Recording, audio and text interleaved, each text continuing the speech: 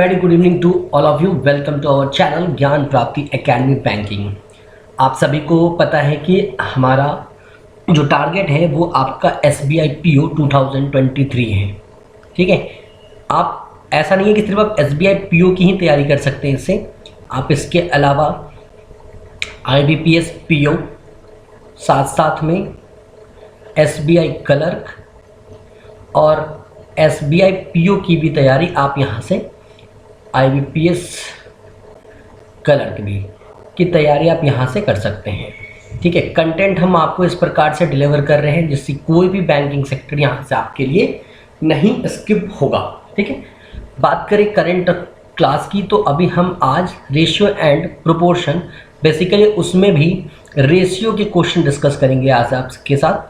ठीक है, इससे पहले हमने रेशियो के 3 वीडियो अपलोड किए हैं जहां पे आपको इसके रिलेटेड जो भी इसके कॉन्सेप्ट्स हैं, ठीक है ना, और हम कह सकते हैं जो इनके शॉर्ट ट्रिक्स हो सकते हैं वो हमने वहां पे आपके साथ डिस्कस किया है।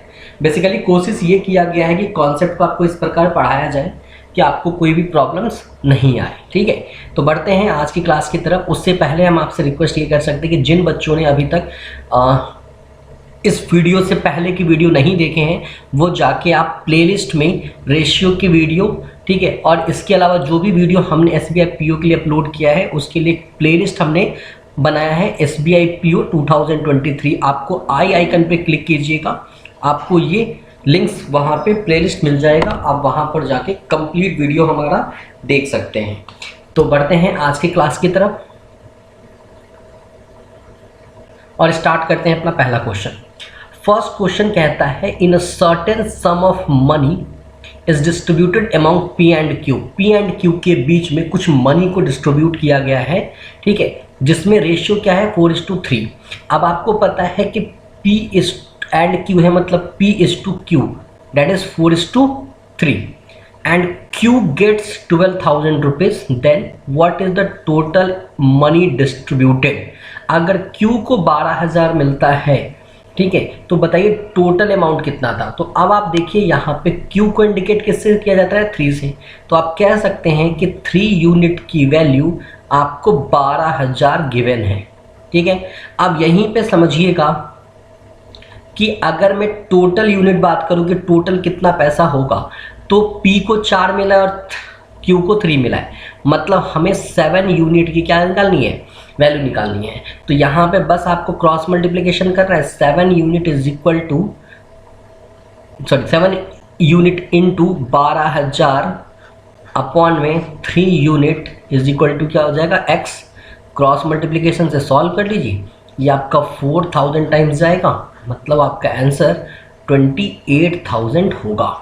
The first answer is what, the first answer is 28,000। ठीक है, सिंपल क्वेश्चन था। यहाँ पे जो डाटा दिया हुआ था वो डाटा किसके बिहाफ पे दिया हुआ था, वो डाटा आपका दिया था Q के बेसिस पे, और वहाँ से हमें कंबाइंड वैल्यू निकालनी थी। किसकी वैल्यू निकालनी थी, कंबाइंड वैल्यू निकालनी थी। यानी सिंपली अगर हम इसको दूसरे टर्म में बोलें तो Q की वैल्यू हमें 12,000 पता था और आपको P+Q निकालना था। चलिए बढ़ते हैं अगले क्वेश्चन की तरफ।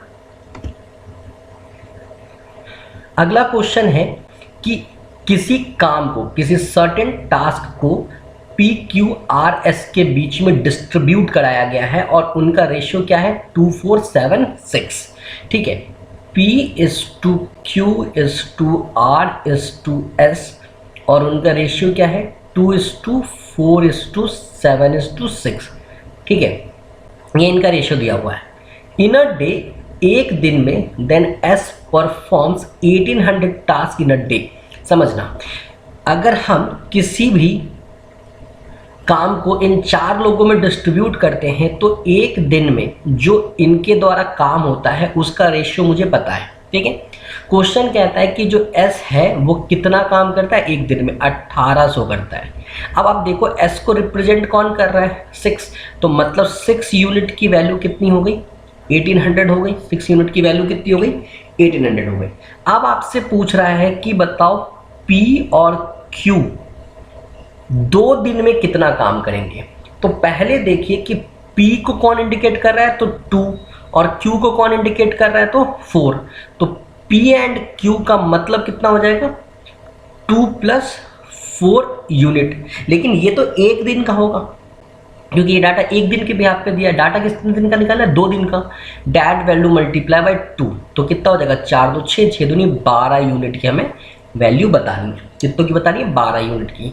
तो अब आपको पता है कि 6 यूनिट की वैल्यू 1800 है। तो बच्चा आप सॉल्व करेंगे 12 यूनिट का जो आंसर आपको मिलेगा that is 3600। That is what, that is 3600। ठीक है, मैं बार बार ध्यान रखिएगा ये क्रॉस मल्टीप्लिकेशन का कॉन्सेप्ट हमने अर्थमेटिक के पहले टॉपिक से स्टार्ट किया है, इसलिए अब मैं इसको ज़्यादा एक्सप्लेन नहीं करता हूँ। ठीक है, सेम मेथड से आपने परसेंटेज भी पढ़ा है, सेम मेथड से आपने प्रॉफिट एंड डिस्काउंट भी पढ़ा और अभी आप रेशियो प्रोपोर्शन भी पढ़ रहे हैं। तो एक ही चीज़ को बार बार डिस्कस करने से वीडियो सिर्फ लंबा जाएगा, चीज़ें कुछ इफेक्टिव नहीं मिलेगी हमें। चलिए आगे बढ़ते हैं। अगला क्वेश्चन है कि seats for mechanical engineering, civil engineering and electrical engineering in ABC university are in ratio 5:7:8। मैं थोड़ा शॉर्ट में इसको लिख लूँ तो मैकेनिकल इंजीनियरिंग, सिविल इंजीनियरिंग और इलेक्ट्रिकल इंजीनियरिंग की जो सीट्स है डेट इज 5:7:8। ठीक है, अब कहता है there is a proposal to increase this seats by 40%, 50% and 75%। अगर इनके सीट्स को 40%, 50% और 75% बढ़ाया जाए तो जो नया रेशियो होगा वो कितना होगा।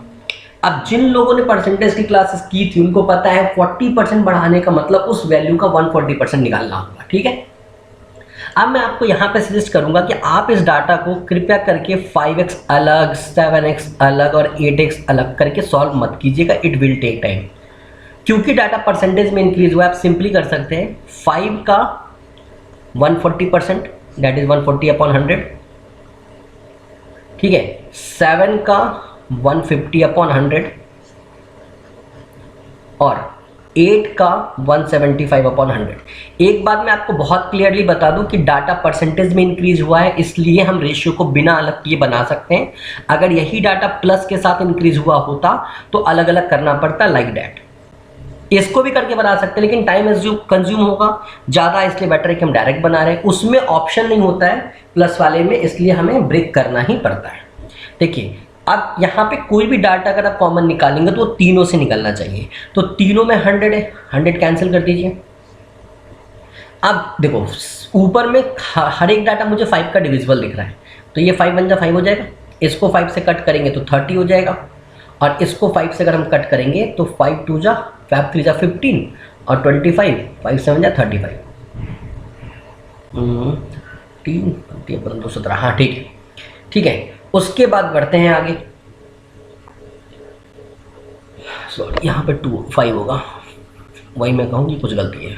ठीक है, 5 होगा ना। अगले स्टेप में फिर से अगर हम देखें तो ये सारे नंबर 5 के डिविजिबल है, तो ये कट के 5 से आपका 7 हो जाएगा, ये 5 से कट के आपका 6 हो जाएगा और ये आपका 5 से कट के 28 हो जाएगा।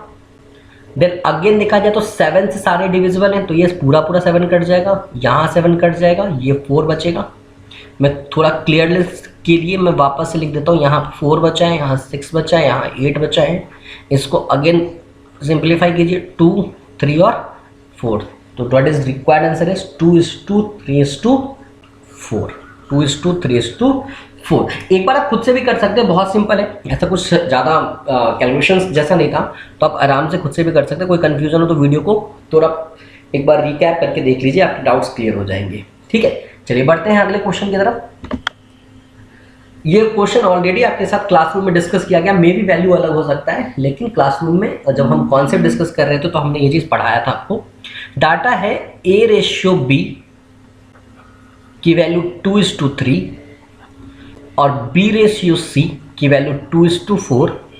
देखा जाए तो दोनों में B रिपीट हुआ है, मतलब B बीच में होगा, मतलब सीक्वेंस होगा A B C। यहाँ लिखेंगे आप 2, यहाँ लिखेंगे 3, देन यहाँ लिखेंगे 2, यहाँ लिखेंगे 4। अब जो भी डैश आपका ब्लैंक रह गया है डाटा, तो इसके पीछे कुछ नहीं, आगे 3 है, इसके आगे कुछ नहीं, पीछे 2 है। सिंपली सीधा सीधा मल्टीप्लाई करेंगे, ये 12 हो जाएगा, ये 6 हो जाएगा और ये 4 हो जाएगा। 4:6:12 कॉमन अगर देखा जाए तो ये 2, ये 3 और ये 6, दैट इज 2:3:6। ठीक है ना, डेट इज 2:3:6। ध्यान रखिएगा अगर डाटा मिनिमाइज हो सकता है तो आप मिनिमाइज कीजिए, ठीक है, नहीं हो सकता है तो वो आपका फाइनल होगा, ठीक है ना। बढ़ते हैं आगे। अगला क्वेश्चन है आपका सेम, उसमें 2 टर्म था, इसमें 3 रेशियो है, उसमें 2 रेशियो था। P/Q की वैल्यू आपको 2:3 पता है, Q रेशियो R की वैल्यू आपको 2:4 पता है, और R/S की वैल्यू आपको 4:2 पता है। सेम आप काम कीजिए, P/Q R/S, यहाँ 2 और 3 होगा, यहाँ पे 2 और 4 होगा, यहाँ पे 4 और 2 होगा, ठीक है। अब देखा जाए तो जहाँ जहाँ डाटा ब्लैंक है वहाँ आपको फिल करना है, तो चलिए फिल करते हैं। इस लाइन में बात करें तो पीछे कुछ नहीं है, तो यहाँ हर जगह 3 होगा, इसके पीछे कुछ नहीं, आगे 4 है, इसके आगे कुछ नहीं, पीछे 2 है, आगे कुछ नहीं है, 4 फिल होगा, फिल कर लीजिए।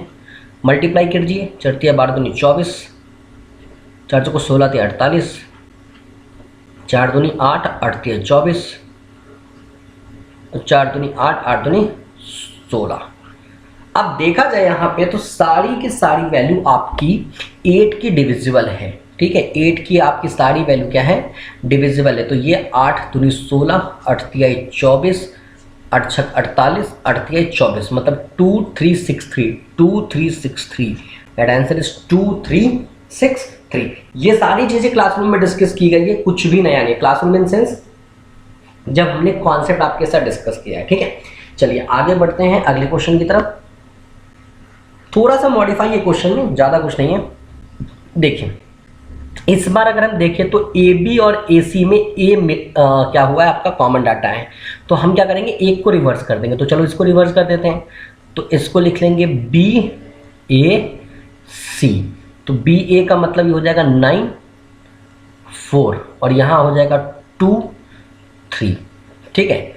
तो चलिए देखिए, यहाँ पे आपका 4 हो जाएगा, यहाँ पे आपका 2 हो जाएगा। मल्टीप्लाई कर लीजिए, ये 18, ये 8 और ये 12, ठीक है। बाद में इसको मिनिमाइज कर लेंगे, ठीक है, या कर लो, कोई दिक्कत नहीं है। सब में 2 कॉमन है, तो ये हो जाएगा 9, ये हो जाएगा 4, ये हो जाएगा 6। According to data A B निकालना है, तो ए और बी का सम कितना है, इन दोनों का सम कितना है 13, तो 13, और ए सी निकालना मतलब इन दोनों का सम कितना है 10, 13:10। The correct answer is 13:10। Simple है, डाटा को बस आपको पिकअप करना है और कुछ भी नहीं करना है, ठीक है। चलिए हाँ, ये जो क्वेश्चन है आपका 2p = 3q = 4r। देखिए मैं आपको एक चीज बता रहा हूं, इसको मैं ऑल्टरनेट 2 तरीके से भी बताऊंगा। एक तो तरीका आपका जर्नल, और एक हमारा शॉर्ट ट्रिक मेथड जो आप यूज कर सकते हैं। एक तो तरीका होता है 2p = 3q = 4r की जगह के बराबर, जगह भी नहीं बोलते थे, के बराबर आप कोई भी एक कांस्टेंट एज्यूम कर लीजिए, और वहां से आप 1 to 1 p की वैल्यू निकालिए, q की वैल्यू निकालिए, r की वैल्यू निकालिए, उसके बाद डाटा सॉल्व कीजिए। It will take time. Alternate तरीका क्या होता है, ऑल्टरनेट तरीका मैंने उस दिन क्लास में भी डिस्कस किया था।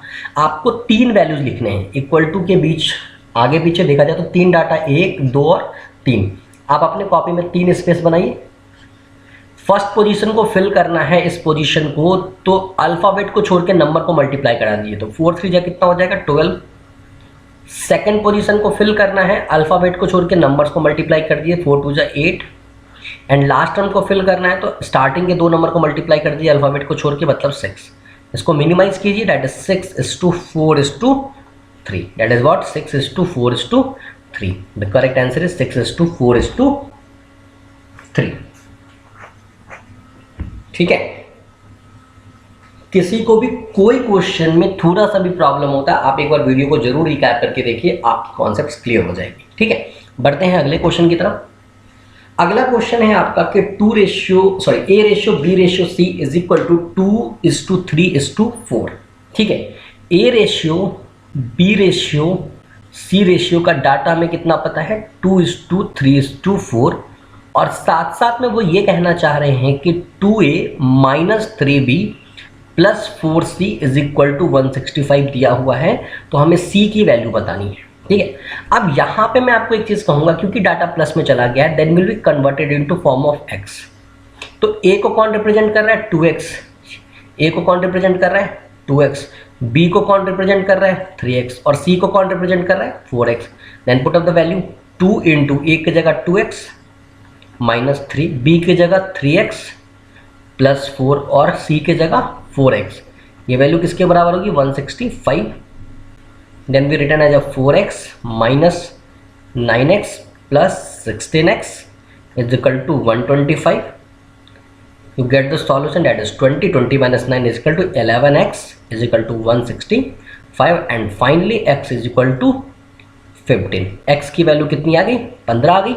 अब आपको पता है कि आपने c को कितना एज्यूम किया था 4x, तो 15 4x की वैल्यू कितनी हो जाएगी 4 into 15 that is 60, that is what, that is 60, that is option C, that is 60, it means that is option C। यहाँ तक बातें क्लियर हो गई होंगी दोस्तों आप लोगों की, ठीक है। चलिए आगे बढ़ते हैं अगले क्वेश्चन की तरफ।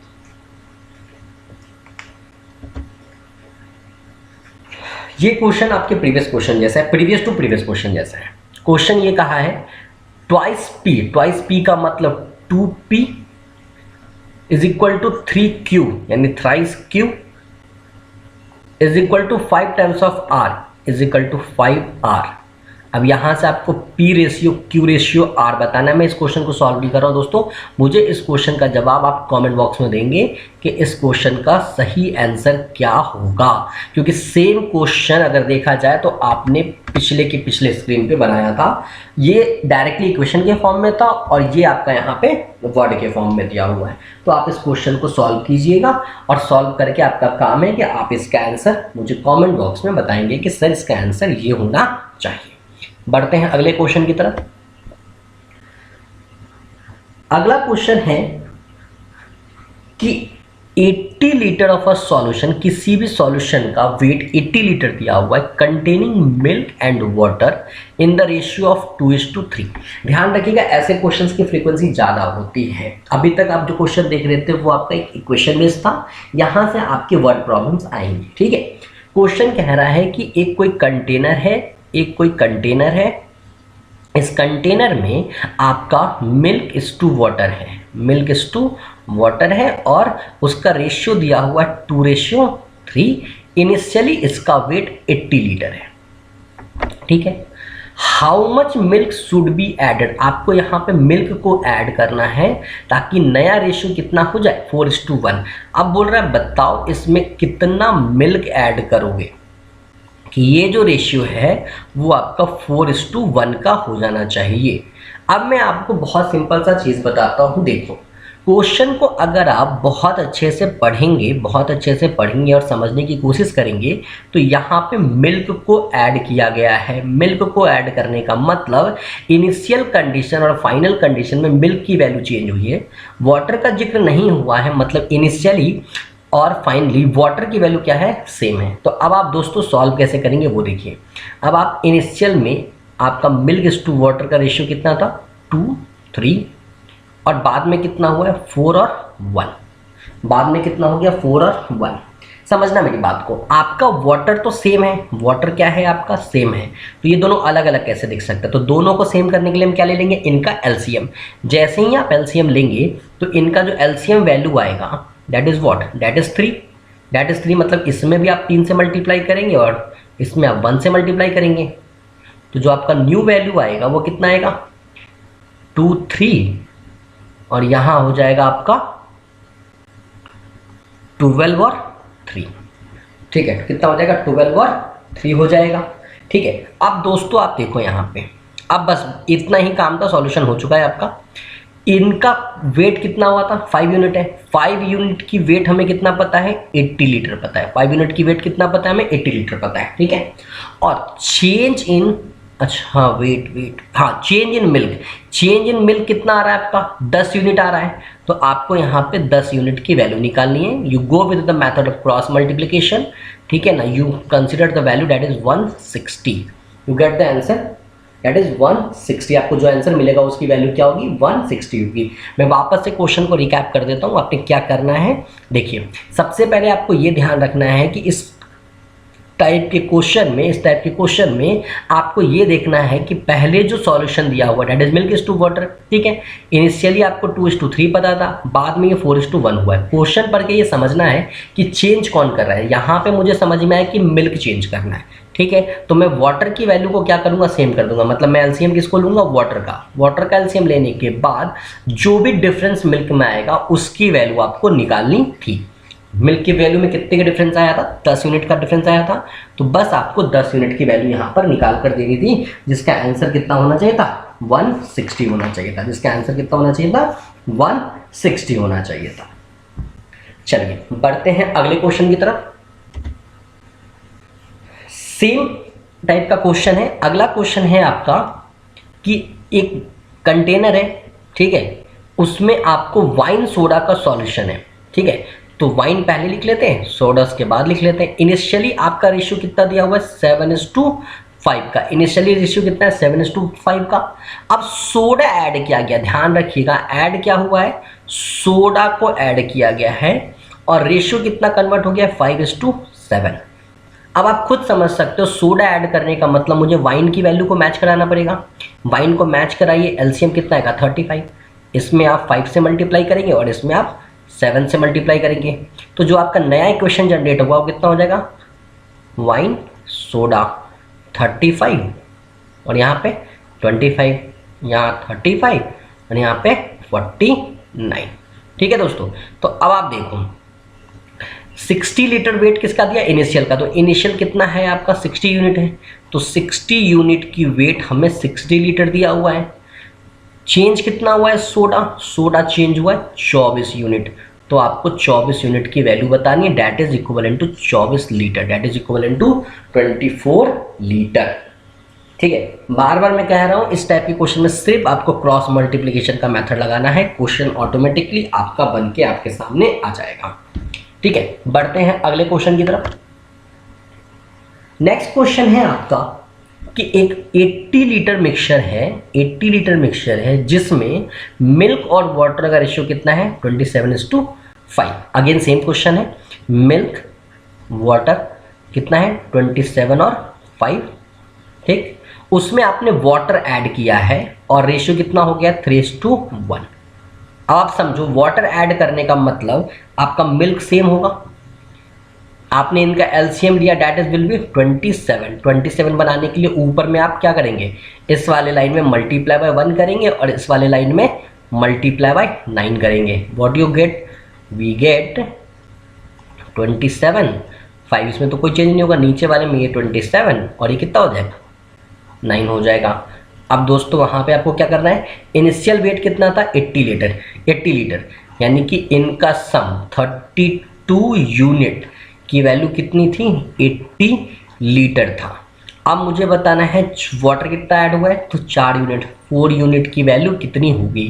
क्रॉस मल्टीप्लिकेशन करेंगे, 4 × 80 अपॉन में 32, ये 8 टाइम्स मिनिमाइज हो जाएगा और ये 10 टाइम्स में, मतलब आपका आंसर होगा 10 litre. What is correct answer, your correct answer is 10 litre. ठीक है, चलिए आगे बढ़ते हैं अगले क्वेश्चन की तरफ।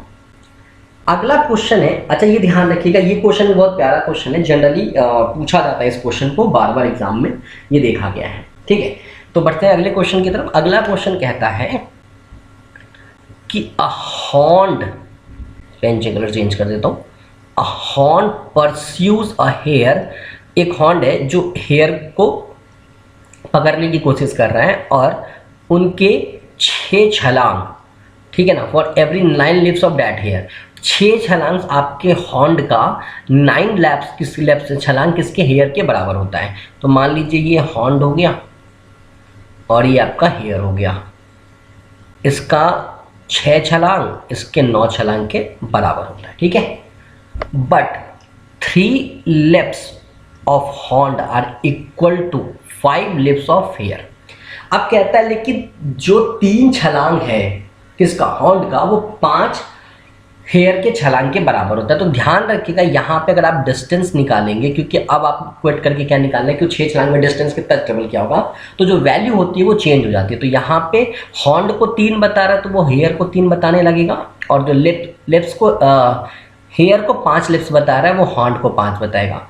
अब सिंपली मल्टीप्लाई कर दीजिए तो ये 30 हो जाएगा और ये 27 मिनिमाइज होने के बाद डेट इज 10:9। 10:9। मैं एक बार फिर से यहाँ पे बता दूँ, कोई कन्फ्यूज़न नहीं होना चाहिए। एक बात ध्यान रखिएगा, मैं वापस से एक चीज़ क्लियर कर रहा हूँ आपका कि देखो पहले आपको हॉर्न लिखना है और एक आपको हॉर्स लिखना है। पहले आप देखना कि जो भी उनके छलांग दिए होंगे, कौन कितने छलांग पे कितना छलांग मारता है। तो हॉर्न के 6 छलांग पे हॉर्स कितना, हॉर्स नहीं हेयर, हॉर्स नहीं हेयर, हेयर कितना छलांग मारता है, 9 छलांग मारता है। अब कहता है इक्वेट किया गया है कि जो 3 छलांग है हॉर्न का, ठीक है, 3 छलांग जो है हॉर्न का, वो 5 छलांग किसके, हेयर के बराबर है। तो यहाँ पे जब आपको वो इक्वेट कर रहा है उनके लिप्स को, तो आपको उस पर किस में कन्वर्ट करना है, डिस्टेंस में कन्वर्ट करना है और उनके न्यूमेरिकल वैल्यू को चेंज कर देना है। हॉर्न को कौन बता रहा है, 3, तो हम 3 हेयर में लिख देंगे और हेयर को कौन बता रहा है, 5, तो 5 को हम किस में लिख देंगे, हॉर्न में लिख देंगे। फिर जनरली सीधा सिंपल मल्टीप्लाई करके हम क्या करेंगे, डाटा को लिख देंगे। इसके अलावा इसमें कुछ भी नहीं करना है, ठीक है। चलिए बढ़ते हैं अगले क्वेश्चन की तरफ। अगला क्वेश्चन है आपका कि 3 numbers are in the ratio that is 3:2:5। 3 number है, उनका रेशियो दिया हुआ 3:2:5 and the sum of their square, ध्यान रखिएगा सम ऑफ देयर स्क्वायर्स, यानी पहले वाले का स्क्वायर दैट इज 3x का होल स्क्वायर, अगले वाले का स्क्वायर दैट इज 2x का होल स्क्वायर और उसके बाद वाले का स्क्वायर मतलब 5x का होल स्क्वायर। उसका सम कितना पता है हमें, 1862। तो सबसे पहले हम यहाँ से x की वैल्यू निकाल लेते हैं। तो कितना हो जाएगा, ये हो जाएगा 9x स्क्वायर, ये कितना हो जाएगा 4x स्क्वायर, ये कितना हो जाएगा 25x square is equal to 1862। Add करते हैं सबको, ये हो जाएगा आपका 34, 38x square is equal to 1862 then x square is equal to 1862 upon में 38। सॉल्व कीजिए, ये हो जाएगा 19, ये हो जाएगा आपका 931। अब देखिए किससे कट रहा है। अगर हम देखें तो ये 9 4 जा 76 होता है और 76 के बाद जब आप इसको माइनस करेंगे तो आपको कितना मिलेगा, 4 उधर से 171 यानी 9 टाइम्स जाएगा। यानी कि हम कह सकते हैं कि x की वैल्यू √49, मतलब x की वैल्यू कितनी हो जाएगी, 7 हो जाएगी। अब आपसे पूछा है स्मॉलेस्ट नंबर बताइए, ठीक है। तो स्मॉलेस्ट नंबर आपको कौन बता रहा है, यहाँ पे 2 बता रहा है। तो 2x का स्क्वायर नहीं निकालना है आपको, 2x की वैल्यू निकालनी है। तो दैट इज 2 × 7 दैट इज 14। तो आपका करेक्ट आंसर क्या होगा, 14 होगा, ठीक है। चलो अगले क्वेश्चन की तरफ बढ़ते हैं। अगला क्वेश्चन क्या है हमारा, अच्छा अभी तक हमें ये पता करना होता था कि कितना ऐड किया गया। अब क्वेश्चन में ऑलरेडी ये गिवन दे रहा है कि डाटा कितना ऐड कर रहा है। डाटा कितना ऐड कर रहा है, ये डाटा हमें ये उन्होंने अपने साइड से ही दे दिया है। चलिए देखते हैं। क्वेश्चन कह रहा है कि मिल्क एंड वाटर का रेशियो 7:5 है। चलिए लिख लेते हैं भाई, ये मिल्क हो गया, ये आपका वाटर हो गया, ये 7 है और ये आपका 5 है। ये इनिशियली इन्होंने कह दिया है। When 50 litre of water are added, 15 litre water को ऐड किया गया है तो रेशियो कितना हो जाता है, 7:8। तो भाई रेशियो हो जाता है 7:8, ठीक है। तो पूछा जा रहा है कि बताइए total quantity of water in the new mixture, नए मिक्सचर में वाटर की क्वांटिटी कितनी है। नए बोल सकते हैं नए मिक्सचर में वाटर की क्वांटिटी कितनी है, आपसे ये पूछा गया है। तो देखो दोस्तों, अगर मैं यहाँ पे देखूं, अगर मैं यहाँ पर देखूं तो यहाँ पे अगर आप देखें तो ये चेंज हुआ है। ऑलरेडी मिल्क की वैल्यू तो सेम ही रखी गई है। तो कितना वाटर चेंज हो रहा है, 3 यूनिट वाटर चेंज हो रहा है। और वो 3 यूनिट चेंज होने के लिए कितना वाटर ऐड किया गया था, 15 लीटर वाटर ऐड किया गया था।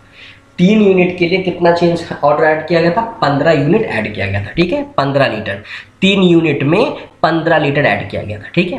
अब आपको 8 यूनिट की वैल्यू निकालनी है। तो 8 यूनिट इक्वल टू क्या हो जाएगा, x क्रॉस मल्टीप्लिकेशन कर लीजिए, x की वैल्यू आपकी 40 लीटर आएगी।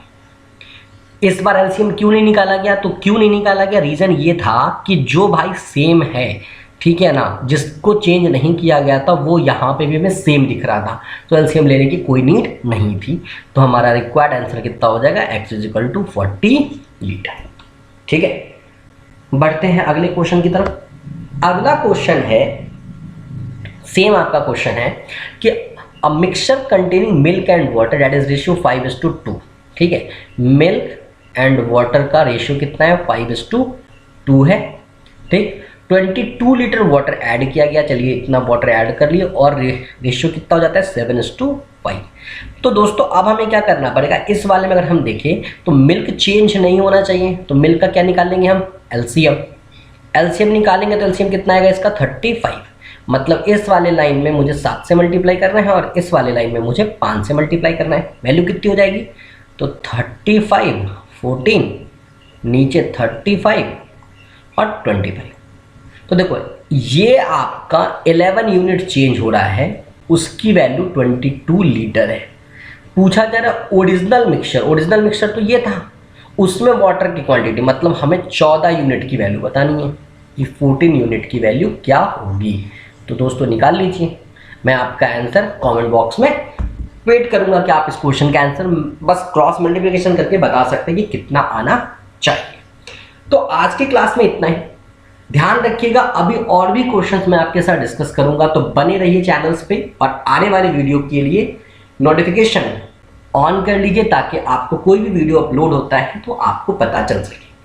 फिर भी अगर किसी भी टाइप से कोई भी प्रॉब्लम होती है आपको, तो प्लीज़ आप अपना डाउट कमेंट बॉक्स में ज़रूर सेंड कीजिए, मैं उसके ऊपर एनालाइज करूंगा और आपकी प्रॉब्लम को सॉल्व करने की पूरी कोशिश करूंगा।